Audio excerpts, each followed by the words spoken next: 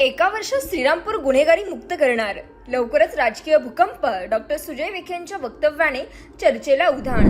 माजी खासदार डॉक्टर सुजयदादा विखे पाटील यांनी श्रीरामपूरकरांना शब्द दिला असून वर्षभरात श्रीरामपूर गुन्हेगारी मुक्त करून साफ करण्याचे काम आपण हाती घेत असल्याचे सांगितले.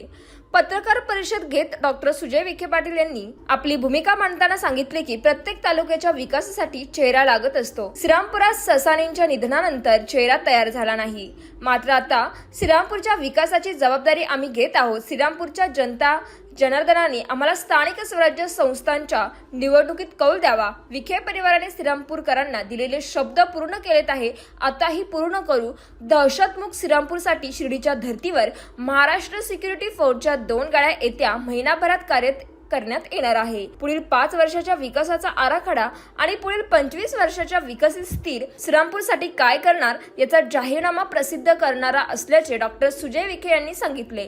नगराध्यक्ष पदाच्या निवडणुकीच्या उमेदवाराबाबत बोलताना लवकरच मोठा राजकीय भूकंप होईल असे त्यांनी सांगितल्याने उमेदवारीबाबत उत्सुकता वाढली असून चर्चेला उधाण आले आहे. ताज्या बातम्यांसाठी जय बाबा न्यूजला लाईक करा, सबस्क्राईब करा, शेअर करा, फॉलो करा. जय बाबा.